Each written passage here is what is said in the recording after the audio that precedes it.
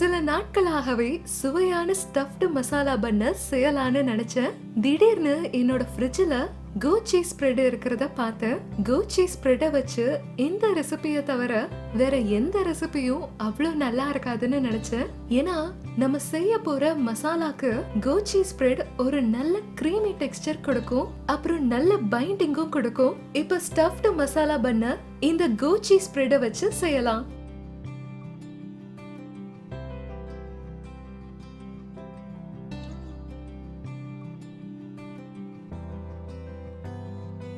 Stuffed masala பன்ன செய்ய இங்க நான் 200 கிராம் மைதாவை எடுத்திருக்கேன்.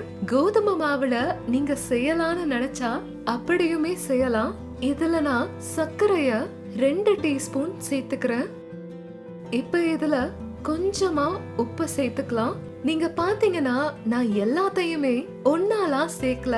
நான் ஒரு பக்கமா சர்க்கரைய சேர்த்திருக்கேன், அப்புறம் நான் உப்பு சேர்த்துக்கிறேன். இதையுமே ஒரு பக்கமா சேர்த்துக்கிறேன். நான் இப்ப 2 டீஸ்பூன் இன்ஸ்டன்ட் ட்ரை ஈஸ்ட சேர்த்துக்கிறேன். நான் இதையுமே இந்த பாத்திரத்துல ஒரு பக்கத்துல சேர்த்துக்கிறேன். பாருங்க, இப்படி பண்ணிக்கோங்க. இப்ப நான் எல்லாத்தையும் நல்லா கலந்துக்கிறேன். இப்பயும் நான் இப்படி ஒரு பக்கத்துல இருந்துதான் கலக்கிறேன். சர்க்கரை கலந்தா பரவாயில்ல, உண்மையில சர்க்கரை தான் ஈஸ்டோட சாப்பாடு. அதனால இது ஈஸ்ட ஆக்டிவேட் செய்ய உதவும். என்கிட்ட 100 மில்லி வெதுவெதுப்பான பால் இருக்கு. இது சாதாரண வீட்டு பால் தான், ஆனா அது வெதுவெதுப்பா இருக்கணும். வெதுவெதுப்பானது அப்படின்னா நீங்க விரல் நடைக்கும் போது நீங்க சூடு பொறுக்கிற அளவுக்கு இருக்கணும். இது ரொம்ப சூடாலா இருக்க கூடாது, அப்புறம் ரொம்ப ஜில்லுன்னு இருந்தா ஈஸ்ட ஆக்டிவேட் பண்ணாது. இப்ப நான் ஈஸ்ட் மாவை பிசையணும். எலக்ட்ரிக் பீட்டரை பயன்படுத்த போறேன். இந்த அட்டாச்மெண்ட் மாவு பிசையறதுக்காகவே பிரத்யேகமா செஞ்சது. இப்ப பாருங்க, மாவு பாதி பிசைஞ்சிருக்கு. இப்ப இந்த நேரத்துல நான் 40 கிராம் வெண்ணெயை எடுத்திருக்கேன். இதை இப்ப சேர்த்துக்கலாம். இப்ப ஒரு தடவை முதல்ல கரண்டில கலக்கிக்கலாம். அப்புறம் இப்ப மிஷினை வச்சு திரும்பவும் மாவை பிசைஞ்சுக்கலாம். இப்ப பாருங்க, இந்த மாவு நான் ஒரு பாயில எடுத்துக்கிறேன். உங்களுக்கு வேணும்னா நீங்க சமையலற மேடையில கூட இதை எடுத்து வச்சுக்கலாம். இப்ப கையால மெதுவா 10 நிமிஷத்துக்கு இந்த மாவை இப்படி நீட்டி பிசைஞ்சுக்கோங்க.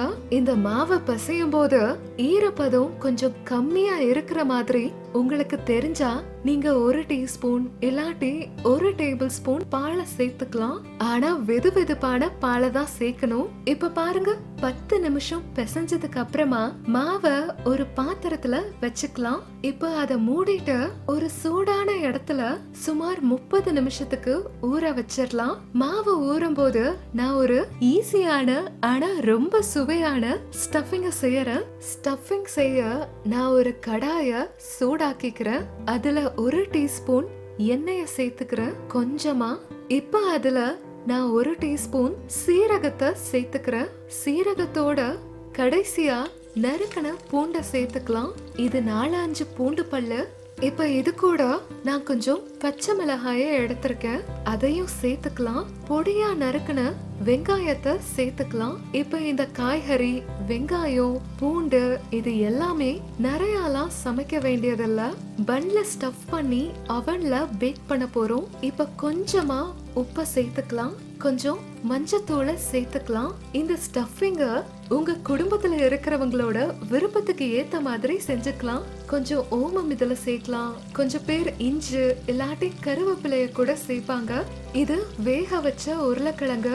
நான் ஒரு 3 மீடியம் சைஸ் உருளைக்கிழங்க எடுத்திருக்கேன். இத எல்லாத்தையும் நல்லா கலக்கிக்கலாம். இப்ப கடைசியா இந்த கொத்தமல்லிய சேர்த்துக்கலாம். இப்ப இத ஆஃப் பண்ணிக்கலாம். சரியா இருக்கும். நான் கொஞ்சமா தக்காளி கெச்சப்ப சேர்த்துக்கிறேன். இது ஸ்டஃபிங்க்கு ரொம்ப அருமையான புளிப்பு அப்புறம் லேசான இனிப்பு கொடுக்கும். பாருங்க, இப்படி பண்ணிக்கோங்க. இப்ப இந்த ஸ்டஃபிங்ல இந்த கோ சீஸ் ஸ்ப்ரெட சேர்த்துக்கிறேன். நீங்க டோஸ்ட், ரோட்டி இல்லாட்டி சாண்ட்விச் இல்லாட்டி உப்பு பிஸ்கெட்ல சேர்த்து சாப்பிட்டிருப்பீங்க. நீங்க எப்பவும் ஸ்டஃபிங்ல சேர்த்து சாப்பிட்டு இருக்க மாட்டீங்க. கோ சீஸ் ஸ்ப்ரெட பயன்படுத்த இது ஒரு நல்ல வழி. இப்போ இந்த உருளைக்கிழங்கு ஸ்டஃபிங்ல 2 பெரிய ஸ்பூன் கோ சீஸ் ஸ்ப்ரெட சேர்த்துக்கலாம். நல்லா இருக்குல்ல? இப்ப இந்த ஸ்டஃபிங் எல்லாத்தையும் நல்லா கலக்கி விட்டுக்கலாம். பாருங்க, நல்லா கிரீமியான அமைப்பு வந்திருக்கு. இப்ப மாவை ஒரு தடவை எப்படி இருக்குன்னு பாத்துக்கலாம். பாருங்க, நல்லா அழகா உப்பி இருக்கு. பாருங்க, இப்ப இந்த மாவுல கொஞ்சமா எண்ணெய தடவிக்கிறேன். கொஞ்சம்தான், கொஞ்சம் கொஞ்சமா அத பரப்பிக்கலாம். இப்ப அத ஒரு பாயில இப்படி எடுத்துக்கலாம். இப்ப நான் மாவை எடுத்து இப்படி பரப்பி விட்டுக்கிறேன். முடிஞ்சா அத சமமா வெட்ட முயற்சி பண்ணுங்க. பாருங்க, இந்த மாதிரி. இப்போ ஒவ்வொரு பீஸையும் ரவுண்ட் ஷேப்புக்கு பண்ணிக்கிறேன்.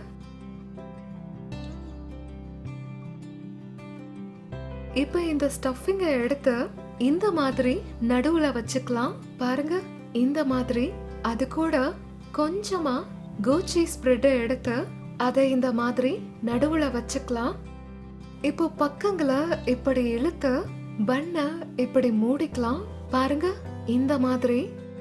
இந்த மாதிரியே எல்லா பன்களையும் செஞ்சுக்கலாம். இப்ப நான் எல்லா பண்ணையும் ஸ்டஃப் பண்ணிட்டேன். இங்க பாருங்க, இது முதல்லயே ஸ்டஃப் பண்ணது. அதுக்கப்புறம் தான் இத ஸ்டஃப் பண்ணோம். அந்த நேரத்துல பாருங்க, இது நல்லாவே உப்பி இருக்கு. பாருங்க, நல்லா இருக்குல்ல? இப்ப இங்க நான் பால் கூட வெண்ணெய கலந்து ஒரு கலவையா வச்சிருக்கேன். இதுல நான் 1/2 டீஸ்பூன் உருக்குன வெண்ணெய எடுத்து கொஞ்சமா பால் கூட சேர்த்திருக்கேன்.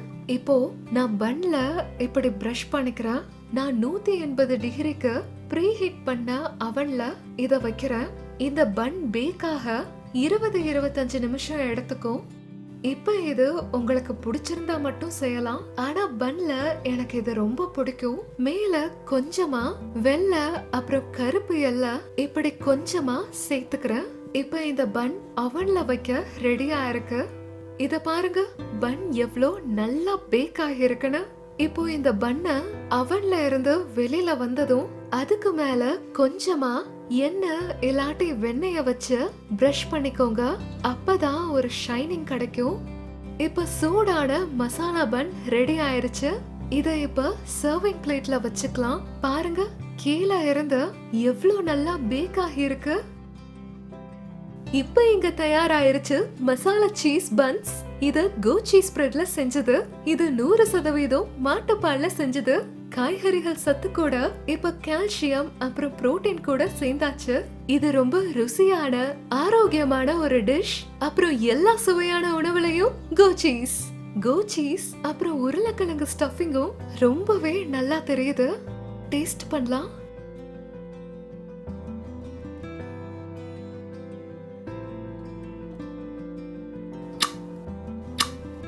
நல்லா இருக்கு. Must try.